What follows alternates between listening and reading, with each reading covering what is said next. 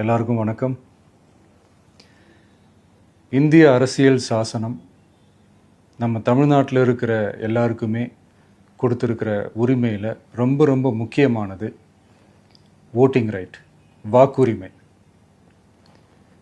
ஒரு மனுஷன் உயிரோடு இருக்கான்றதுக்கு அடையாளமாக இருக்கிறதுல அவனோட ஓட்டுரிமை ரொம்ப முக்கியம். அதனால தான் voting is not only our right but also our life. ஒரு முக்கியமான விஷயத்தை பற்றி இப்போ நான் உங்ககிட்ட ஷேர் பண்ண போகிறேன். இது நான் ஃபஸ்ட்டு கேள்விப்பட்ட உடனே எனக்கே ரொம்ப ஷாக்கிங்காக தான் இருந்தது. இப்போ நான் பேசிகிட்டு இருக்கிற இந்த நேரத்தில் தமிழ்நாட்டில் இருக்கிற நம்ம யாருக்குமே ஓட்டு போடுற உரிமையே இல்லைன்னு சொன்னால் நம்புவீங்களா?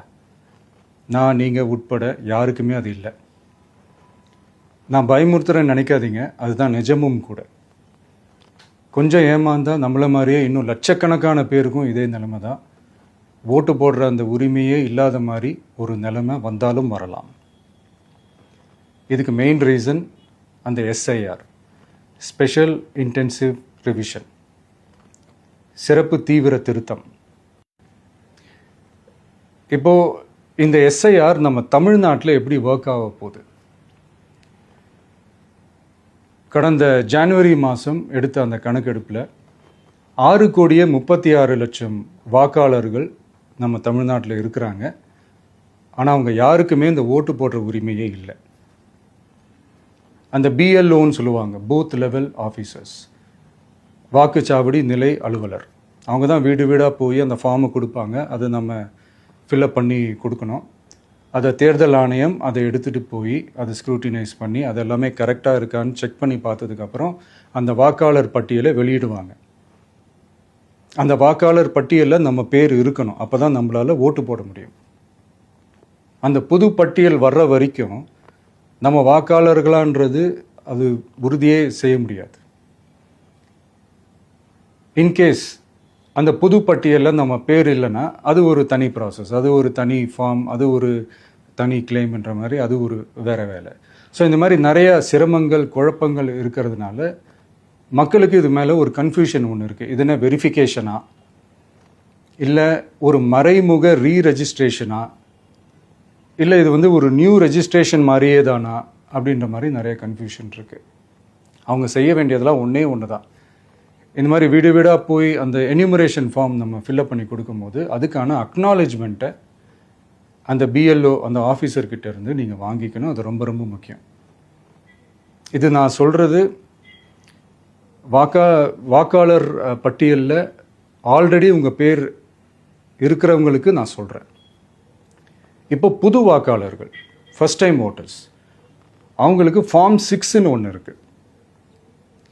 அதை நீங்கள் ஃபில்அப் பண்ணி நீங்கள் உங்கள் ஏரியாவில் இருக்கிற சம்மந்தப்பட்ட அந்த உங்கள் அலுவலகத்தில் நீங்கள் டைரெக்டாகவும் சப்மிட் பண்ணலாம், இல்லை நீங்கள் ஆன்லைன்லேயும் சப்மிட் பண்ணலாம். அப்படி ஆன்லைனில் நீங்கள் சப்மிட் பண்ணிங்கன்னா அதுக்கான ஸ்க்ரீன்ஷாட்டை எடுத்து வச்சுக்கோங்க. ஃபோனில் மெசேஜ் வரும், அதை சேவ் பண்ணி வச்சுக்கோங்க. அப்ராடில் இருக்கிறவங்க கூட அந்த எஸ்ஐஆர் ஃபார்மை டவுன்லோட் பண்ணி நீங்கள் அதை ஃபில்அப் பண்ணி சப்மிட் பண்ணலாம். அதுக்கான அக்னாலேஜ்மெண்ட்டை வாங்கி வச்சுக்கோங்க. ரொம்ப முக்கியமாக உங்களோட பிஎல்ஓ அந்த ஆஃபீஸர் யாருன்னு தெரிஞ்சு வச்சுக்கோங்க. இந்த தேர்தல் ஆணையம் அந்த வெப்சைட்டில் போனீங்கன்னா அந்த பர்டிகுலர் பிஎல்ஓ ஆஃபீஸரோட ஃபோன் நம்பர் கூட நீங்கள் எடுத்து வச்சுக்கலாம். இன்கேஸ் உங்களை யாரையும் ரீச் பண்ணலை இல்லை உங்களுக்கு அந்த ஃபார்ம் கிடைக்கல அப்படின்னா நீங்கள் அவரை காண்டாக்ட் பண்ணி அந்த ஃபார்மை வாங்கி நீங்கள் ஃபில்அப் பண்ணி நீங்கள் சப்மிட் பண்ணலாம். ரொம்ப முக்கியமாக அதுக்கான அக்னாலேஜ்மெண்ட்டை வாங்கி வச்சுக்கோங்க. இது எல்லாமே சரியாக செஞ்சாலும் இந்த எஸ்ஐஆர் மேலே சில டவுட்ஸ் இருக்குது. அது என்னென்னா, இந்த 6,36,00,000 வாக்காளர்களுக்கு ஒருத்தர் விடாமல் இந்த ஒரே மாதத்துக்குள்ளே எப்படி எல்லாருக்குமே அந்த ஃபார்ம் போய் ரீச் ஆகும்? ஒன்று. ரெண்டாவது, நீங்கள் வரும்போது வீட்டை பூட்டிட்டு வேலைக்கு போயிட்டு என்ன பண்ணுறது? இப்போ நீங்கள் வருவீங்கன்றதுக்காக வேலையெல்லாம் விட்டுட்டு வீட்டுக்குள்ளேயே உட்காந்துட்ருக்கணுமா? ஸோ இதில் மெயினாக பாதிக்கப்பட போகிறது உழைக்கிற மக்கள், ஏழைகள், வேலைக்கு போகிற பெண்கள். இவங்களுக்கு யார் கரெக்டான அந்த பதில் சொல்ல போகிறது? ஒரு நியாயமான எஸ்ஐஆர்னால் என்ன நடக்கணும்? இப்போது இறந்து போனவங்கள மார்க் பண்ணி அதுலேருந்து டிலீட் பண்ணணும். இப்போ போலி வாக்காளர்கள் இருந்தாங்கன்னா அவங்கள மார்க் பண்ணி டிலீட் பண்ணணும். இப்போ ஆல்ரெடி ஓட்டு இருக்கிறவங்களுக்கு எதுக்கு இந்த ரெஜிஸ்ட்ரேஷன் என்ற பேரில் இவ்வளவு குழப்பங்கள் அப்படின்றதான் இங்கே கேள்வி. இப்போ புதுசாக வர வாக்காளர்களையோ இல்லை ஓட்டு இல்லாதவங்களையோ சேர்த்தா பத்தாதா?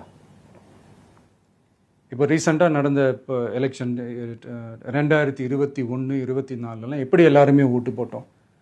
அதில் ஓட்டு போட்டவங்க கூட இப்போ புதுசாக ரெஜிஸ்டர் பண்ணணும்னா அது ஏன் அந்த கன்ஃபியூஷன் அப்படின்றதான் நாங்கள் கேட்குறோம். அதனால தான் நாங்கள் எஸ்ஐஆரை எதிர்க்கிறோம். இப்போ புதுசாக சில கம்ப்ளைண்ட்ஸ்லாம் வர ஆரம்பிக்குது. அது என்னென்னா முக்கியமாக நம்மளுடைய டிவிகே தோழர்களுக்கு அந்த ஃபார்ம் கிடைக்க மாட்டேங்குது, கொடுக்க மாட்டேன்றாங்க அப்படின்ற சில கம்ப்ளைண்ட்ஸ். இது யார் பண்ணுறாங்க அப்படின்றது நான் தான் சொல்லி தெரிய வேணும்னு ஒன்றும் அவசியம் இல்லை உங்களுக்கு. இப்போ இருக்கிற ஆட்சியாளர்கள் அவங்களுக்கு கைப்பாவையாக இருக்கக்கூடிய சில பேர் வந்து இதை செய்ய ஸ்டார்ட் பண்ணியிருக்கிறாங்க. அதனால் மைடியர் வர்ச்சுவல் வாரியர்ஸ், இதை வந்து சாதாரணமாக எடுத்துக்காதீங்க. இது எல்லாருக்குமே அந்த ஃபார்ம் போய் ரீச் ஆகணும். இதில் ரொம்ப உறுதியாக இருங்க. அதையும் மீறி உங்களுக்கு அந்த ஃபார்ம் கிடைக்கலன்னா இருக்கவே இருக்கும் ஆன்லைன். தேர்தல் ஆணையம் அந்த வெப்சைட்டில் போய் அந்த ஃபார்மை டவுன்லோட் பண்ணி நீங்கள் ஃபில்அப் பண்ணி சப்மிட் பண்ணலாம். உங்கள் வீட்டில் இருக்கிறவங்களுக்கு நீங்கள் செஞ்சு கொடுங்க, பக்கத்து வீட்டில் இருக்கிறவங்களுக்கு செஞ்சு கொடுங்க, தெரிஞ்சவங்களுக்கு, தெரியாதவங்களுக்கு, பழகினவங்களுக்கு, பழகாதவங்களுக்கு எல்லாருக்குமே நீங்கள் தயவு செஞ்சு கொடுங்க. அண்ட் ரொம்ப முக்கியமாக நம்ம ஜென்சி கிட்ஸ், நம்ம ஃபஸ்ட் டைம் ஓட்டர்ஸ், நம்ம புது வாக்காளர்கள், நம்ம நண்பா நண்பிகள், அவங்க ரொம்ப கேர்ஃபுல்லாக இருக்கணும்.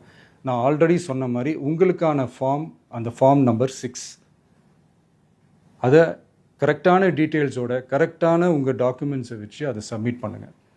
ஏன்னா வரப்போகிற தேர்தலில் நீங்கள் தான், அந்த ஜென்சி வாக்காளர்கள் தான் மிக முக்கியமான ஒரு ஃபோர்ஸ் அப்படின்றது எல்லாருக்குமே தெரிஞ்ச ஒரு விஷயம்.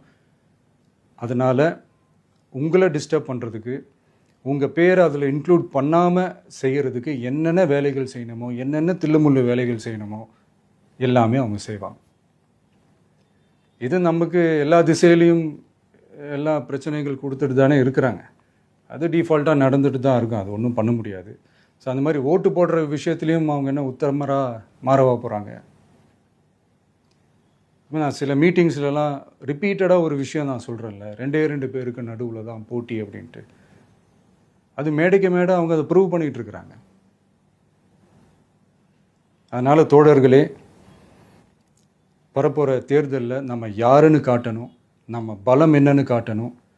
அதுக்காக அந்த பலமான, அந்த பவர்ஃபுல்லான ஆயுதத்தை நம்ம கையில் எடுக்கணும். அந்த ஆயுதம் வேறு எதுவுமே இல்லை, ஓட்டு, வாக்கு, ஜனநாயகம். அது இருந்தால் தான் நம்ம அந்த வெற்றியை நோக்கியே நம்மளால் பயணிக்க முடியும். தமிழ்நாடே அந்த வாக்குச்சாவடி முன்னாடி திரண்டு நிற்கணும். அதை பார்த்துட்டு தமிழ்நாடே தமிழக வெற்றி கழகமா, இல்லை தமிழக வெற்றி கழகம் தான் தமிழ்நாடா அப்படின்ற மாதிரி இருக்கணும். வீடுன்னு ஒன்று இருந்தால் தான் ஓடு மாற்ற முடியும்னு அறிஞர் அண்ணா அவர்கள் சொல்லியிருக்கிறாங்க. அந்த மாதிரி ஓட்டுன்னு ஒன்று இருந்தால் தான் இந்த நாட்டையே காப்பாற்ற முடியும். அப்புறம் இன்னொரு முக்கியமான விஷயம், அந்த எனிமரேஷன் ஃபார்ம் நீங்கள் ஆன்லைனில் நீங்கள் ஃபில்அப் பண்ணும்போது அதில் ஒரு சில ப்ராப்ளம்ஸ் வர்றதுக்கு வாய்ப்பு இருக்குது. அது உங்களுடைய ஓட்டர் ஐடியில் இருக்கிற உங்கள் பேரும், ஆதார் கார்டில் இருக்கிற பேரும், அந்த ஸ்பெல்லிங், இனிஷியல்ஸ் எல்லாமே ஒரே மாதிரி இருந்தால் தான் அது அக்செப்ட் ஆகும், இல்லைன்னா அக்செப்ட் ஆகாது. அது கொஞ்சம் கேர்ஃபுல்லாக பண்ணுங்கள். அது கொஞ்சம் யூசர் ஃப்ரெண்ட்லியாக இருக்கலாமேன்னு கேட்டதுக்கு அதெல்லாம் முடியாது, அதுக்கெல்லாம் வாய்ப்பு இல்லை, அதுக்கெல்லாம் ஆளுங்க இல்லை, பண்ண முடியாதுன்னு ரிப்ளை பண்ணிட்டாங்க. ஸோ அதனால் மைடியர் டிவிகே தோழர்களே, மைடியர் ஜென்சி படை பலமே, உஷாராக இருங்க, கான்ஃபிடென்ட்டாக இருங்க, நல்லதே நடக்கும், வெற்றி நிச்சயம். மீண்டும் சந்திக்கும் வரை நன்றி, வணக்கம்.